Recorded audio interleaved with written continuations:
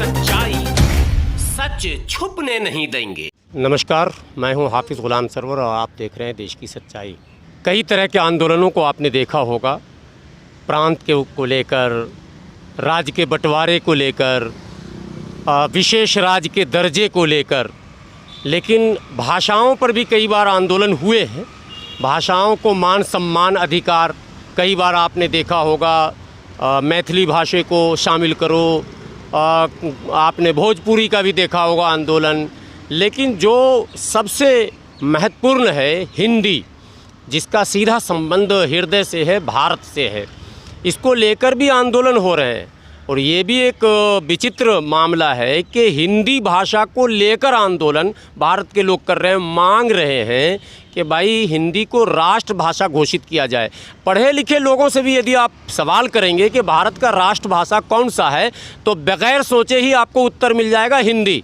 लेकिन इस कन्फ्यूज़न में आप न रहें, हिंदी अब तक राष्ट्रभाषा नहीं है।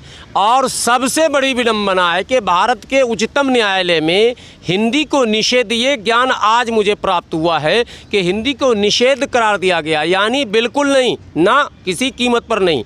आप कहाँ के हो, नहीं हो, मतलब नहीं, आप बात करेंगे केवल हिंदी। कहा गया, कोई कविता मैं सुना था कभी हिंदी दिवस के अवसर पर कि राष्ट्रभाषा हिंदी कितना है मधुर, लेकिन यहाँ बोल बोल का अंग्रेज़ी लोग कर रहे हैं गुरूर।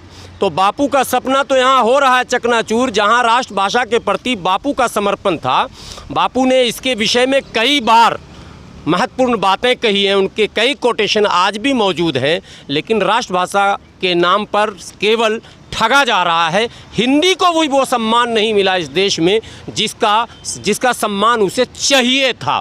और हिंदी पर सरकार का कोई फोकस नहीं है। देश की राजधानी दिल्ली में मैं बैठा हूँ, पीछे आप तस्वीर में देख रहे हैं, ये सारे लोग आए हैं बिहार से। ये भी दुर्भाग्य है, बिहार उत्तर प्रदेश के लोग ही लड़ेंगे हिंदी के लिए। इससे आगे के लोगों को पता नहीं है हिंदी का क्या महत्व है, हिंदी के लिए कुछ करना चाहिए।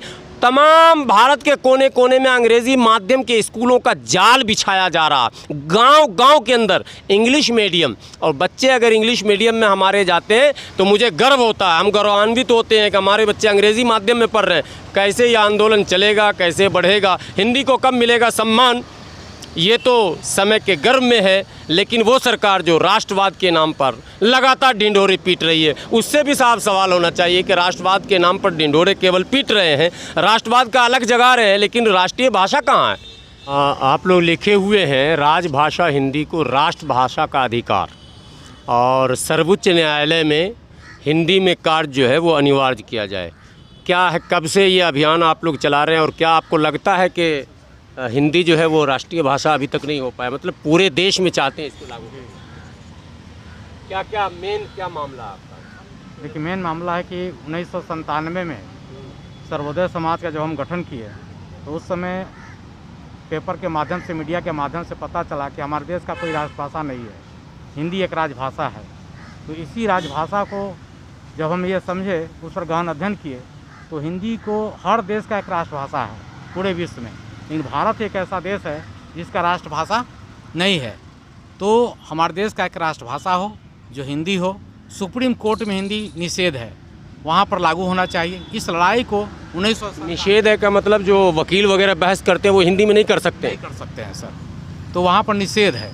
तो इसी लड़ाई को लेकर के जो है सर्वोदय समाज 1997 से हिंदी को राष्ट्रभाषा का अधिकार और सुप्रीम कोर्ट में हिंदी लागू हो। हमने बिहार से आए हैं, तो बिहार में तमाम जिला में दौरा करने के बाद विगत 2011 से हम दिल्ली के जंतर मंतर हो, चाहे दिल्ली विश्वविद्यालय हो, नेहरू JNU हो या तिहाड़ जेल हो, सारे जगह मैं प्रदर्शन कर चुका हूं। और आज हम लोग जंतर मंतर बैठे हैं उपवास के माध्यम से, ताकि यहाँ आने का मतलब है कि ये देशव्यापी आंदोलन है जो कि पूरे भारतवासी। हिंदी दिवस पे ही केवल आप लोग माने जागरूक होते हैं, बाकी दिन नहीं? बाकी दिन भी हम लोग सर करते हैं, अपने जिला स्तर पर करते हैं, कहीं कहीं दौरा करते रहते हैं। और हिंदी दिवस के दिन हम लोग खास करके दिल्ली में ही मेरा आगमन होता है, ताकि यहाँ भी मेरा जो 2 दिवसीय कार्यक्रम इस बार है, यहाँ जंतर मंतर पर आज कार्यक्रम होगा, दिया जलाएंगे हम लोग।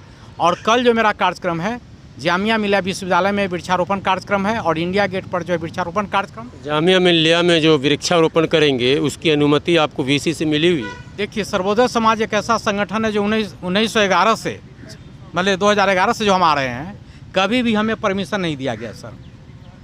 और बगैर परमिशन के गेट के अंदर कैसे जाएंगे यूनिवर्सिटी में वृक्षारोपण करने? अब हम लोग वहाँ पर बैठेंगे या गिरफ्तारी देंगे सर। हम 3-4 बार गिरफ्तार हो भी चुके हैं। गिरफ्तारी जामिया मिल्लिया को ही क्यों आपने चुना? जब हमने दिल्ली विश्वविद्यालय में वृक्षारोपण कर चुके हैं, जेएनयू विश्वविद्यालय में वृक्षारोपण कार्यक्रम हो चुका है, उपवास कर चुके हैं, तो जामिया बच गया। तो जामिया बच गया, इसलिए जामिया जा रहा हूँ कल। तो आप लोग लिखे हुए हैं उपवास पे हैं, तो आज उपवास पे हैं क्या आप लोग? उपवास पर हैं सर। कितने लोग उपवास पे हैं? आज हम लोग जो है 8 आदमी हैं, उपवास पर हैं।